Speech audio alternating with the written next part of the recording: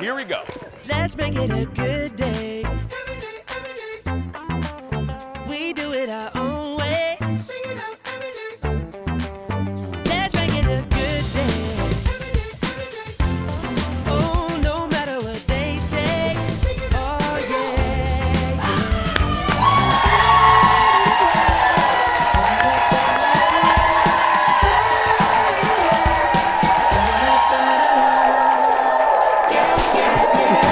Stay here for a minute.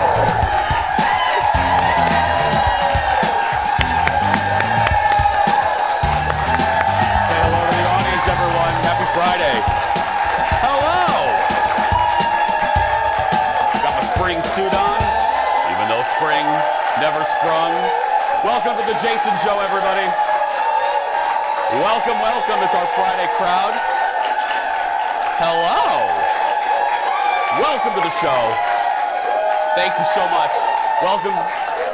Thank you. We have a Friday feeling around here. Welcome to the Jason Show. I'm Jace. Please say hello to my fabulous sidekick sister from another mister and former British Prime Minister, Kendall Mark, everyone. How you doing? Do they wave different in the UK? Because I think I just decided that No, they do. that's how you wave because your whole family are pageant winners. That's you. Oh. I think you naturally wave like that. Yes. But did you forget I'm the only one who's never won a pageant? The only. That's probably why I wave wrong. No, you. Oh.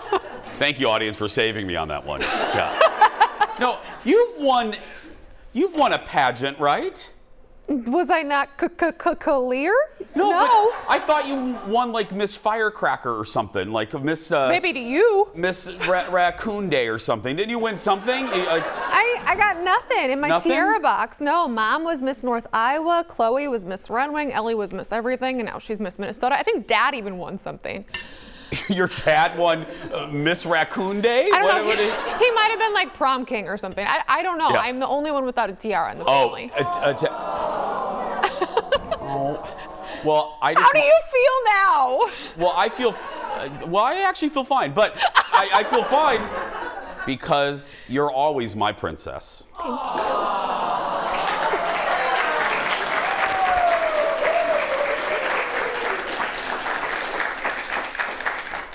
Until you irritate me. Mm-hmm. No, I'm sorry. I'm kidding. She's like my little sister. How you doing? And you're my queen. Yes. The audience likes that one. Speaking of the audience, I'm holding this for a reason. So I do one of my favorite things. It's actually my favorite part of the day now that the audience is back, and it's the little Q&A. Because during the show, I'm obviously kind of in the zone. You and I have to listen to Ted. We have to. I know. We have to listen to the cues of the non-existent floor directors. I don't know where our crew is. Anyway, so I'm kind of in the zone. So after the show, I spend a chunk of time with the audience. They get to ask me whatever they want. I can tell them stories that I can't really tell on TV. And sometimes folks give me things and they don't have to. Like, I really mean that. I'm lucky. I have everything I ever need. I have a great family and friends. But this woman, did you see this happen? I thought I was there the whole time yesterday too. But this woman made me cry because I'm holding what this woman gave me, and you're thinking to yourself, what's the big deal about this? But what this is a very special Starbucks little cooler thing from Walt Disney World. And the reason this is special is because she knows that I love Disney, and this made the news. You don't even have to like Disney, because some of you are rolling your eyes. Oh God, he's talking about Disney again. But you heard about these last. I remember this. Last October, when the 50th anniversary of Walt Disney World started at the parks, Starbucks was selling these, and women were beating people over the head to get these. I mean, not they were a joke. It really happened. That's not hyperbole. People were attacking each other. They were rushing the Starbucks in the parks to get these because they were limited. A woman in the audience yesterday stood in line, not for her, but for me, to get me one of these. And I just thought that was the nicest thing ever.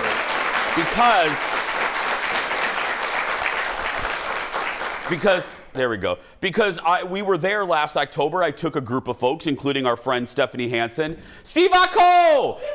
That's right. I took Stephanie and executive producer Jeff and my executive producer of the radio show. I organized the little trip. And every Starbucks we went in, my friends were so nice. We ran it. Do you have that? No. Do you have it? No. And that woman gave it to me yesterday. So she was just so sweet. So I'm just feeling really grateful today. Thank you very much, everybody. Very, very nice. Very nice. I'll never drink out of it. I'll never let anyone touch it. But no, I'm going to use it. Are you kidding me? I'm going to use it all the time. Let's get started, everybody. It's time for the hot dish. Roll it, Leo. Here we go.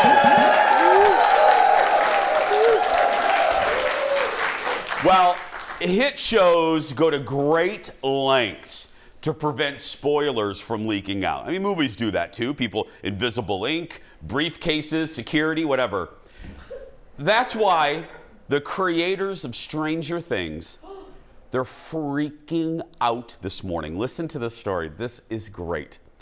Apparently, spoilers for the new season are circulating on Reddit. Okay, and you're thinking, well, why? Did someone let those go? No. You know why? Netflix teamed up with the makers of Monopoly to come up with a Stranger Things version of Monopoly, and images from the Monopoly cards have leaked, and they reveal key plot points. Making matters more uncomfortable, the show's creators had no say over the game, and now they are apparently in full meltdown mode. Volume 1 of Season 4 debuts next week, actually. So I can't imagine. Look, I know there are far bigger problems in the world. However, think about it. Take your job and think you've worked on no matter what your job is, you've worked on a project for years, and Gracie in the front office ruins it. You know what I mean? Or Frank ruins it, and somebody ruins it. I would be livid if I'm the creator of the show and freaking Milton Bradley ruined it for me, you know? Right? And what a money grab thing, too. I mean, no pun intended, because it's Monopoly. But they pair up with this board game, I'm sure, to make more money that they don't need. And all these creatives are like, are you joking? Well, I have no say in it. I mean, shouldn't there have been a meeting? You know what I mean? Yeah, I mean... For instance, like when Star Wars releases toys, there is several meetings or books before a big Star Wars movie comes out where they have a meeting. They go, okay, you can't release that book until release day because it shows that X and Y, Z happens and X dies and blah, blah, blah. Mm-hmm. That meeting didn't happen for Stranger Things? I don't know. I mean, we even have meetings on this goofy show. Kind of. I don't know if we would call what we do meetings, but I mean, yeah. We have an itinerary. We have discussions. Next in the dish, MTV has a situation on their hands. There's a Jersey Shore reboot coming, okay? And the original cast isn't thrilled about it. The network announced just this week that they're going to launch Jersey Shore 2.0. But Snooki, JWoww, DJ Pauly D, and The Situation and the rest of the original cast announced they're not in support of the reboot, saying they fear it will exploit the integrity of the original.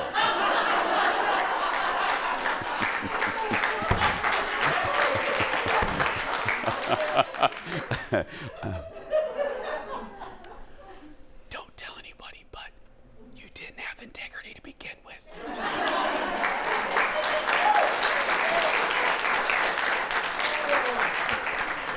The original cast says they took a chance on a network in need, worked hard and put their most vulnerable moments on TV. And this is how, okay, really? A network in need? It's MTV, it's not the Seabass channel. 24 hours of Seabass. It's MTV. Right, and like the height of MTV too. Yeah, I mean, it's had peaks and valleys, but oh my goodness. And please, you put your moments on TV, you were paid for it. You were paid for it. Whatever. I think they should have just been quiet because this new cast is never going to be as good. No, Never. You don't need to worry about it. Yeah. Right. Anyway, next in the dish, speaking of reality TV, Bethenny Frankel was on Andy Cohen last night, and Bethenny revealed after years and years and years and years and years and years and years and years of separation, she's finally divorced. Look.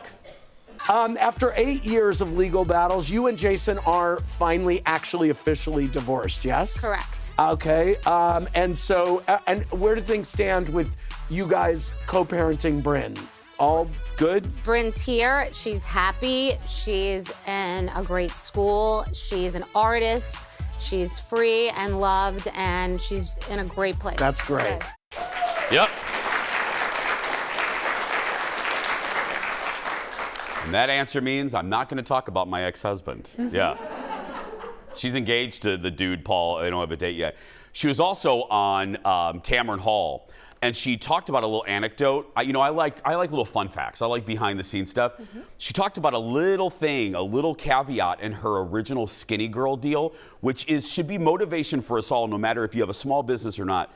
So she sold, I'll keep this short because we do have to get to break, but she sold the Skinny Girl cocktails to a big liquor company. I'm just going to say Jim Beam. I actually think it was Beam. But anyway, she sold Skinny Girl cocktails to Jim Beam, but retained control of the Skinny Girl brand. So she could do popcorn and salad dressings. Okay, smart move number one. Smart move number two, she told Tamron, don't just go for the money in a deal. Look at the full picture. Look at what could happen. Because Jim Beam came back to her and said, oh, by the way, we need you to go promote the new line in Philadelphia. We need you to do it in Los Angeles. And she goes, no. You bought my brand. You didn't buy me. If you want me to promote it, you need to pay me. So she double dipped, like in a good way. I don't blame her. They didn't buy. And she goes, and the company said, well, you promoting it's going to help you. She goes, no, it's going to help you too. That's not part of the deal. So then they had to pay her for her time. And I was like, brilliant, brilliant. That's right. And she ended it, and I'll end this segment, she ended it by saying, always play chess, never play checkers. That's right. We have a lot more to come, including a very special hour. What am I talking about? You'll see right here. We'll be back right after this.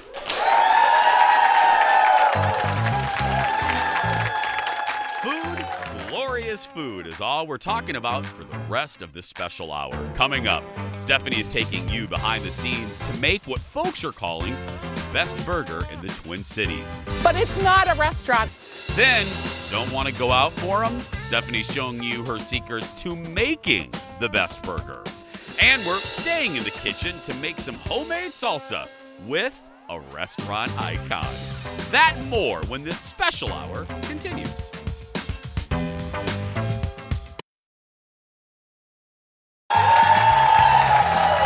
Welcome back.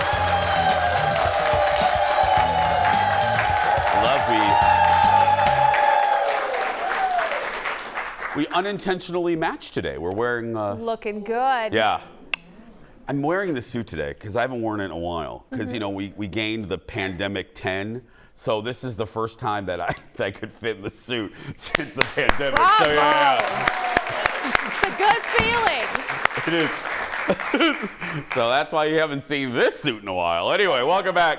James Corden spent the weekend at the inaugural Miami Grand Prix, and he tried to help the McLaren Formula One team. Did I pronounce that right? Yes. You're going to have to help me there, Sporty Spice. Get faster. And that is today's Late Night Rewind. I'm ready to roll. Okay. All right, lads. Let's go get them. As soon as I feel it pop loose. Woo! All right, keep it here, okay, guys? Lock and load, guys.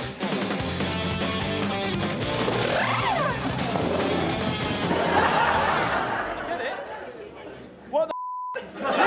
You've been around this track. How was it? You took one of the Miami Dolphins players with you. He had a great time, he told us. We can't talk about putting a dolphin in a car. That is, Peter will absolutely not to that. So I don't know if you had a dolphin in the car, but you cannot say that you've got a dolphin and you put it in the car.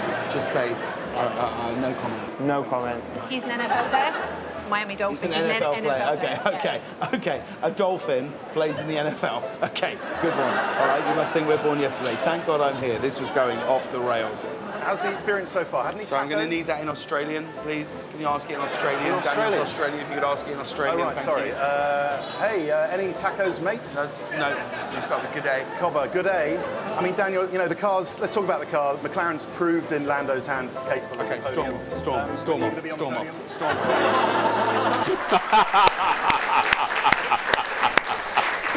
Oh God, I love it. I love those set pieces. He does such a good job with remote pieces. That's what the little term for him. I'm gonna miss him when he's gone. I know. Yeah, but we still have a year. We still have a year of the Late Show with James Corden.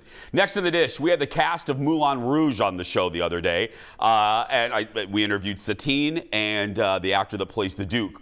Well, last night I got a chance to see Moulin Rouge. It's here at the Orpheum. If you're watching us from our other cities, our other affiliates, it'll be there. Let me bottom line it for you. I don't want to waste your time. I loved it. I absolutely loved it. Yeah. You're looking at the Broadway cast right now. This is obviously based on the 2001 movie Moulin Rouge with Ewan McGregor and Nicole Kidman, which is what they call kind of a jukebox musical, where they weave modern music, not original music, but a whole bunch of modern music into a narrative. This one, as if you heard my interview with Satine the other day, 75 songs woven into this production to tell the love story of Christian and Satine, the star of the Moulin Rouge, the sparkling diamond played by Nicole Kidman. The sparkling diamond in this show, the whole cast, let me be clear, I'm not... Christian, the gentleman that plays Christian, Connor, I believe his name is, holy bucket of chicken. I mean, seriously. That guy, whatever Broadway producers, they need to, an amazing voice. He's a great actor. You know, sometimes the Broadway acting can be a little grand, can be very, hello, you know. He had me crying. I mean, at the end, and I know how it ends. Right. You know, hello. Seen the movie. It's like, yeah, it's like, I know how Titanic ends. I know how this ends. And he had me crying just because I believed him. I believed he loved Satine. I believed that he wanted to be an artist. The thing that I loved the most, other than Christian, the set. Audience, ooh. I'm not kidding you. If you have a chance, if you can get tickets, if you come down to the Orpheum and see the show, the set will astound you. And I can't even imagine what it looks like in the Broadway Theater in New York. But the elephant is there. They have a giant windmill that perches above you on the balcony. And the set is magical. I know that it's a silly term. It's quite magical. And the first 15 minutes, if you are not going like this, that's a horrible dancing. I mean, I just proved once again, not all gay guys can dance. I'm just saying, but everybody, it was electric. Colin goes, I don't know how they're going to top this first 15 minutes. Gaga music, Elton John music, Adele is in there, Whitney Houston. I mean, songs come on and you start laughing. You're like, how are they going to weave this song? And they do. It's amazing. It's probably the most fun. Like, look, I'm not saying it's like the best musical ever. It's the most fun I've had at a Broadway musical in a very long time. Yes. At a very long time. Oh. Yeah, it's so good. Now, Ted, how much longer do I have? None? Okay, we gotta go. I'm going tonight. I'm so excited. It's so good. I have a best thing ever. I'll try to squeeze in somewhere ever. It's about cocktails. Just remind me later. It's time to meet today's JVIP. Today it's Ann Yule. Ann says she loves how I'm so transparent and we have a great sense of humor. She also loves how I end the show every day telling kids to go out there and be themselves. Ann's going to get a Jason Show mug. She'll be entered to win the monthly grand prize. That includes coming to the show, to the studio rather, to watch the show, a $150 accessories gift card to Becker Furniture World, and a $200 gift card from Wood House Spa. Thank you so much. Okay, next. Yep, as I said in that tease, We have a fun Friday hour for you for the rest of the show. I hope you're hungry, because for the rest of the hour, the show is focusing on one thing: food. Yes! Stephanie Hansen is our grande dame of food, and she's starting with burgers today. Smash burgers are all the rage, and Stephanie visited a burger food truck in Minneapolis, making some of the best burgers you will ever taste. Look. All right, you guys, I'm going to take you to one of the top 50 restaurants in the Twin Cities where you can get the best burger. But it's not a restaurant, it's a truck. It's the Animales Burger Truck. Is it the Peterson Craft Meats that makes the burger so great? Is it the smashing of it? Is it the sauce? What's your secret? So I think it's all those things. We take each one of those elements and just try and make it the best you possibly can. So we do a homemade bun, a homemade milk bun. We use fresh ground Peterson Craft beef. All our pickles are handmade. Our cheese is perfectly melted. And then I would say just, you know, the way you smash a burger, getting a really good sear on it and using a ton of salt and pepper. I'm going to be trying to do this at home, so it's getting the perfect smash, the salt and the pepper, and then you seem to get these really delicious crispy bits on the outside. How do you do that? Is it the heat?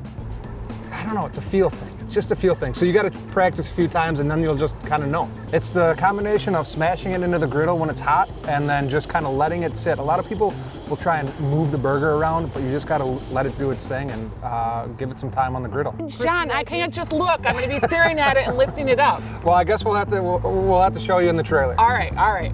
Hey guys, we're in the truck and there is an apparatus I've never seen before. What do we use this for? Because I don't have this at home. It's a butter roller, so you just take your bun, do that a couple times. Fancy! So they're gonna be all nice and toasty, because you need a toasty bun on a burger. There's nothing worse than a burger that has a limp, non-griddled bun.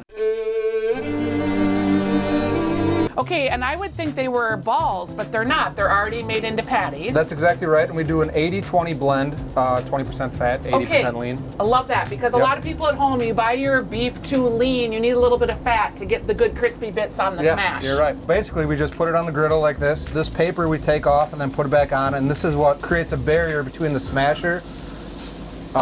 Barrier creation. I did not know this. Oh, wait, what is that? We have these nice handmade cast iron smashers. Oh, look at that. Smash burger. Okay, I'm not going to have that, so if I'm at home, can I just use my spatula? Yep, and what we do if we use spatulas, we just use 2 of them and press evenly as possible. Okay, John, there's some tech involved here. I'm going to just have to figure this out. All right, lots of salt and pepper. Lots of salt and pepper. Way more than I would have thought. I see the little crispy bits on the sides. Yeah, you can see it kind of forming there, but we're just going to keep waiting. You want to see really distinguished colors and textures down there before you do anything. When I make pancakes, I'm the person who puts the spatula in and I'm always looking underneath. Can you flip it now? Another 30, maybe 45 seconds. Wait, now do you flip it? Patience. Can you flip it now? Wait, now do you flip it? When do you flip the burger? Patience is the key to a good smash burger. Wow, look at the char on there. Is up. Okay, that looks so beautiful. It's like hash browns at your favorite breakfast joint where they're perfectly browned, perfectly crispy. So we don't want to overcook it. Oh, we're probably at medium well. So we're going to take... You're going to load it up on my bun here? Well, we're actually going to put it on this tray first. Why? What does that do? And so if there's any grease that needs to come out, it'll come out on the griddle instead of going into the bun. Okay, that's really fascinating. This is an extra special trick. We'll have to see if I can do that in studio. All right, oh, this looks so good. I'm gonna roll up my sleeves because I know it's gonna be juicy. Well, we made you a triple. Oh, of course you did, because you know I can handle a triple. Okay, oh yeah, look at that. Okay, here we go.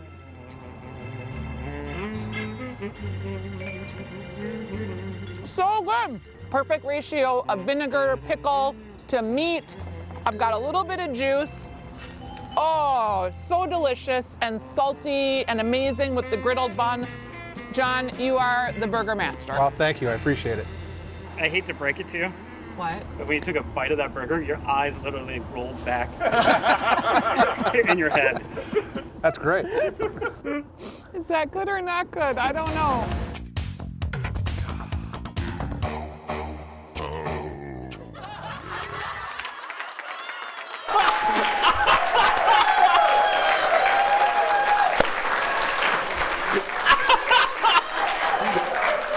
Okay, we'll talk more on the other side of the break. Bottom line it for us.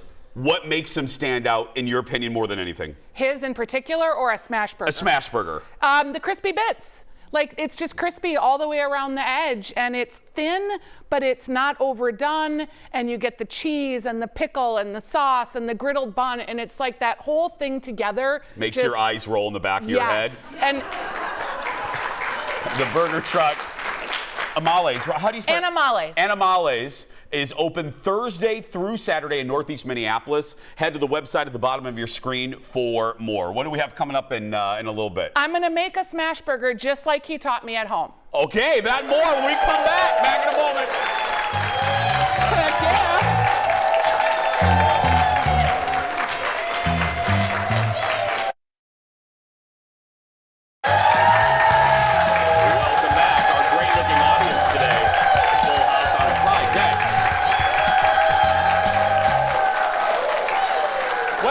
It is a special day around here. It's Foodie Friday on the Jason Show.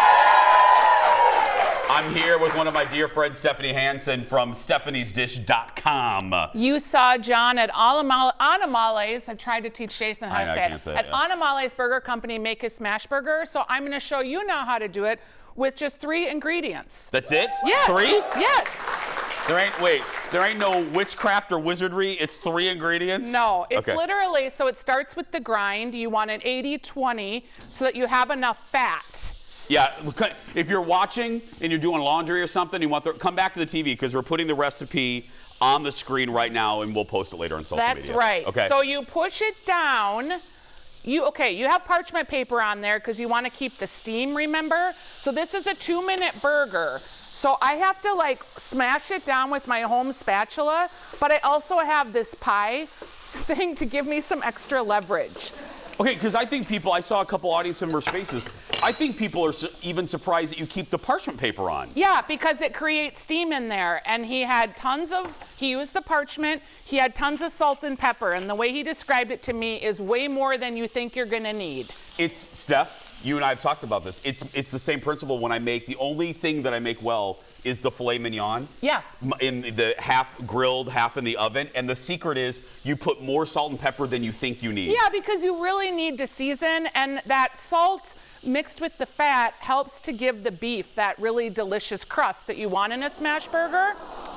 Seriously, so yeah. We are, the other thing, I need to smash it a little more. The other thing that he told us was what? What? Patience. I don't have a lot of patience. Nor do I. You and I are the 2 least patient people on earth. So you're not supposed to get underneath there and look to see if it's done. You're just supposed to go 2 minutes, and then you flip, and you put your cheese on, and you go another minute. And what kind of pan? Should you use? We have a cast iron skillet. It is my seasoned one from my grandma. I have another here that I'm going to show you how to clean. Okay. When we get going a little bit, but yeah. Okay, if you look at the edges, I think this looks pretty good, and I'm going to flip it, and you really got to get underneath there with your spatula. Oh! It looks pretty good. Yeah. Okay, John uses a white cheese. Okay. And I'm going to again put my parchment down so it gets holds in the heat there. And here's a little trick, just so that I can get the cheese to melt a little bit. Brioche buns are also very underrated buns, people. If you're having a burger, you want to make sure to get the brioche buns. I buttered them, I griddled them. They're an underrated bun. It makes a big difference if you have a good bun. I love brioche buns. I'm going to put my bun here. Are you burning yourself? Oh, okay, I thought you were burning yourself. No. Okay. That'll happen sooner or later, but not today. Okay. Okay, I'm going to check to see how my cheese is melting. I used pepper jack cheese. Look at that! Oh. You guys, and this has taken 3 minutes. This is the parchment tip. Plus, a lot of people are going to change how they do burgers. I know. Because usually you think you want a juicy burger. No, when you're cooking burgers at home and you're doing a smash burger, you want to give it the opportunity for the juice to run out. That's why he put it on that little grill grate. I don't have that here, so I'm just going to hold it a little bit.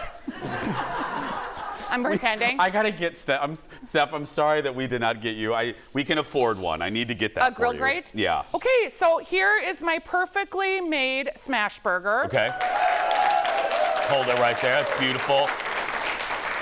That's gorgeous. And it's not too much beef. You could do a double, or in my case, when I was with John, I had a triple. Yeah. You can put some pickles on. He makes homemade pickles that put mine to shame, but I did bring some from home just so you could see. And this is the scrumptious sauce. I know. On my card, everybody, it goes Stephanie's scrumptious sauce. Okay, so when you make sauce, you want to put there. You want to put it on the top of the bun. Okay. And this sauce is mayonnaise, ketchup, and mustard with a little dill pickle brine, so that you kind of get all of that flavor that you would get in a delicious burger in the scrumptious sauce. Okay, I'm just gonna flat out eat You some. can. I know, it's not like fancy sauce, it's just scrumptious sauce. So, I mean, I could be griddling up another burger. Here we go. I would want this on fries too. Yes, it's really quite delicious. And it's got a little Stephanie, hot sauce too. it's scrumptious. Scrumptious! It's scrumptious. Okay, 5 tips. You have 5 tips? Yeah, so salt and Here pepper. Here they are, everyone, on the screen. Making sure that you're using the 80-20 beef, the parchment paper that you smash with 2 spatulas so you can really get in there with your arm strength, the salt and the pepper, and then patience and plenty of pickles, because that brine in the vinegar of the pickles mixes with the fat of the burger and it kind of clears your palate. That's the eye roll part, just like all of that together going down. I was so good. His burgers are like the best in town. You see those, we gotta go, but you see those nature videos when the python like closes its mouth and like opens it wide and unhinges its jaw? That's what I looked like. That's what I looks like. Yeah, and the eyes rolling in the back of the head. I do that a lot when I eat food, as you'll come to realize. That's why we love you. Okay, what do we have coming up next? Okay, coming up next, after the break, I'm gonna answer your food and cooking questions in the Ask Stephanie portion of the show, including how to clean a cast iron skillet. That's right, we'll be right back. And later, making simple summer salsa like the pros, Melissa from El Burrito Mercado is showing us how to do it this special foodie hour. We'll be right back in a moment.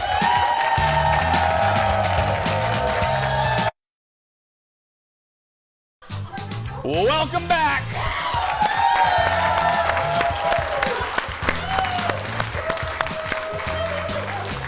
We are back with Stephanie Hansen. She's taking over the show today for Foodie Friday. Steph, as you know, is full of food knowledge, so it's time to answer your questions. Johnny is up first. He says, hey, Stephanie, I never use my cast iron skillet because I don't know how to clean it. I'm afraid of ruining it. Help me, help me, help me. First of all, you cannot ruin your cast iron skillet pan. They've had these for hundreds of years. This is my great-grandma's, okay? You can see that somebody scraped around in there and made it a little bit not as nice, but they're very easy to clean. When you use it, you just clean it with salt and water. So you use salt as the abrasive to scrub. Okay. That's better than using like a whisk or anything that's super scrubby. If there's real stuck on stuff, just put a little water in there and boil it, and it will lift that sticky stuff right off. So again, that you can scrub and wipe it out. If someone gets real excited about the soap in your house and kind of ruins your finish, that happens. You just rub a tablespoon of oil in the inside and on the outside and put it in your oven for 4 hours at 300 degrees. Perfect. And then you take it out and it's perfect. There we go. Let's go to the studio audience for some questions. Aaron Schwaberini is standing by with an audience member. Hi, Aaron. Hello, how are you? Good, sweetheart. I'm here today with Melissa. Melissa has a question for Stephanie. Stephanie, I have not learned the joy of cooking. I don't like to cook. And what's your go-to meal when you're having company over? That would be really quick and easy. That's a great question. Okay, go-to meal when you're having company over that's really quick and easy, I would say stew. Now, this is a seasonal thing that you'd want to do in the winter, but I think entertaining in the summer is pretty easy because you can just grill something and add a little salad to it. But stew, so like a beef bourguignon or a beef stew, you're just gonna brown some meat, throw some vegetables in, a little stock, let that cook for a couple of hours, and you've got a nice hearty meal. And you can also, it doesn't matter how many people are coming, whether it's 4 or 10, you've got enough food. We have one more question. Aaron? This is Mary. Hi, Mary. Hi. My question is, I really enjoy pickles on burgers. Would you recommend with peels on or off? Oh, you always leave the peel on a pickle at my house. Because when you're gardening, like you just want that peel holds it together a little bit and makes them not mushy. Not getting a not mushy pickle, I'll be honest, it's not something I've mastered. I'm in my 4th year of pickling and I hope this is the big year, but it's challenging and I'm gonna try something new this year. I'm gonna do a cold pickle where you don't heat it. You just put the vinegar in, you turn them upside down and you refrigerate them. So that's gonna be my secret. Well, I'll get back to you and let you know how it goes. Because there's nothing worse than a mushy pickle. A soggy pickle. Nobody wants a soggy pickle. If you have a question for Stephanie, post it on our social media pages or head to stephaniesdish.com. What's coming up, Steph? After the break is perfect. We're going to be with our friend Melissa Diaz. There she is. She's from El Burrito Mercado. She's going to teach us how to make salsa at home. We'll be right back. Back in a moment. El Burrito Mercado. Soggy pickle, Steph. You don't want a soggy pickle. Welcome back to Foodie Friday. With Stephanie Hansen, the special guest. Well, when it comes to snacks, chips, salsa is pretty hard to beat. It is. Hard to beat, yes. Yeah. It's hard to beat because one spot Stephanie is already thinking about the food. El Burrito Mercado. My friend Melissa Silva's here. Melissa, your family has been making salsa in the Twin Cities since 1979. You are the expert. Give it up, everybody. I'm Yes. Okay, so what are you going to make for us today? I'm really excited. Okay, so we're coming into summer, and you and I talked about a salsa would be a good summer. We talked about pineapple, but I'm not a huge fan of sweet and spicy. So, but the jicama. So jicama, this is it with the. It looks like a potato. It does. It look cuts like a potato. Or It's super easy. It's just like you peel it like a potato. It doesn't have a lot of flavor, which is why I like it you don't like calling this a salsa. It's more like a pico de gallo or like a relish. So I've already chopped up the cilantro, some purple onion, tomato, and I chose to use the chile manzano, which is a little less spicy than habanero. Yes, but as we know, habanero. Super, super spicy. But you could also use serrano, you could use jalapeno, just depending what you like for spiciness. Can I just acknowledge too, that's the fanciest bowl anybody any food guest has ever brought into the Jason Show. Thank you for the dramatic zoom chip into the fancy bowl. Thank you. So I chopped up all the jicama already, and I like it really. I mean, I think this is pretty tiny chopped stuff so you can put it into a taco. Yeah, and they're do you kind of all help me the put same the size. Lemon in there? How would you serve this? Would you have it with chips? Would you serve it with like chicken? I would do it over like grilled meats, and then and I like lemon instead of lime, by the way. Oh, a lot of people like, I don't know. Really? I just feel like it gives it a more subtle? fresher, and then just a little bit of salt, and that's it. Look how pretty. That is real pretty and super real easy. Pretty, super easy.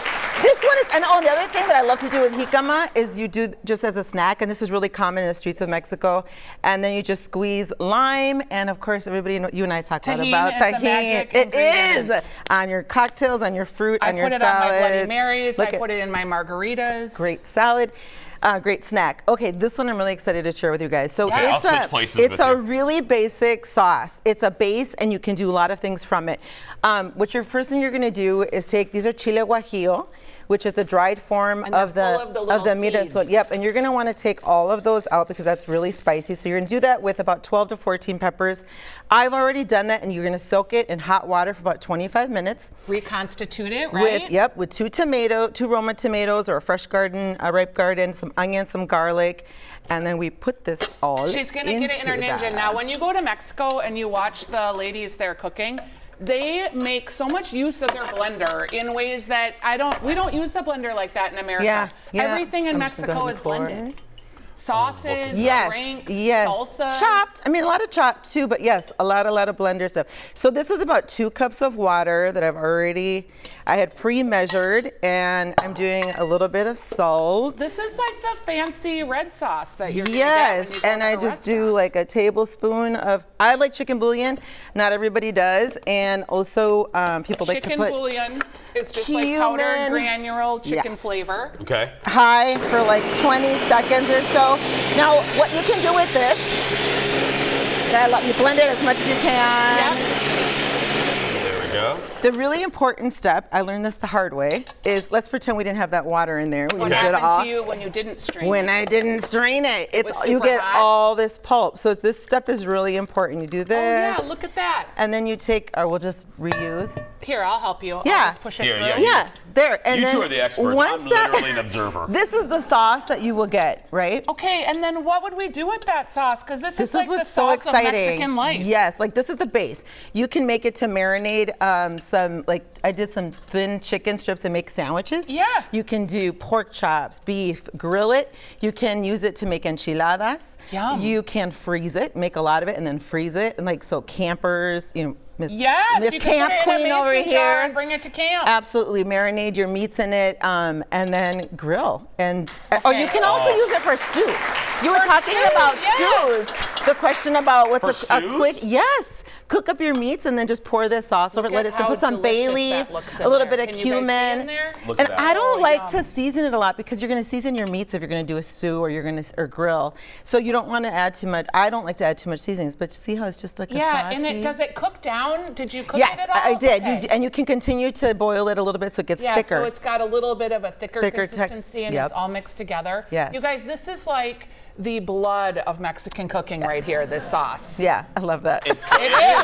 The blood. The blood. Yes. Okay, Melissa, you've got, when I go to your restaurant, you have like 12 salsas, right? Yes, I mean, you have in a the whole deli. salsa bar. And tell us my favorite thing, those jalapeno poppers. Oh yes, the bacon, the cream cheese inside. Yes. I think this is the cream cheese that's the secret. The way they season it. And It's so you can tasty. put them on the grill, which I don't think people do as much as they should. I didn't know that. Yeah, so just put like them foil? on the grill. Yes. And then, yes, nice, they're nice. delicious. Well, thank you so much. We so appreciate you being here. Yes, absolutely. Thank you to Melissa from El Burrito Mercado for joining us. They're located in St. Paul. You can head to elburritomercado.com. Easy for me to say for more information. Thank you, Melissa, for coming. Yes. Thank you. Give it up for Melissa, everybody. Go visit. If you're watching us from our other stations, when you come to the Twin Cities, you got to go to El Burrito Mercado. Absolutely. It's a must stop. It's a must stop. And we're going to stop because we got to take a break, and we'll be back right after this. Back in a moment. So good. That sauce Yeah. is so good. Welcome back. We're back with Stephanie Hansen. So,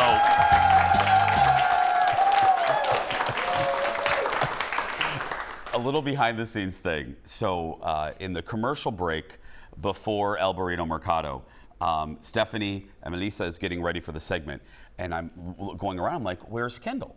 I thought, and I look over to the audience. I thought, oh, maybe she's talking or giving things away to the audience. And then I go backstage to grab something, and there she is, like a little squirrel.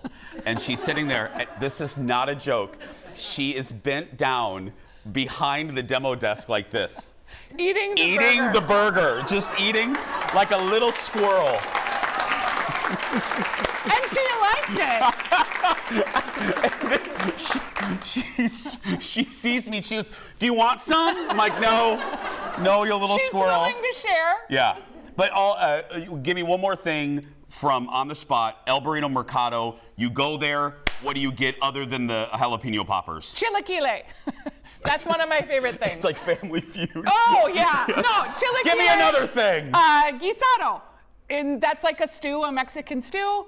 Pozole, they have fabulous margaritas. I could Tamales. just keep going. Oh gosh, tamales. That's my favorite. Okay, my daughter ate 8 tamales once from El Burrito out of the freezer in one sitting. You don't need to tell Ellie's secrets. We'll be right back before she tells another one. Back in a moment. My daughter ate 27 tamales.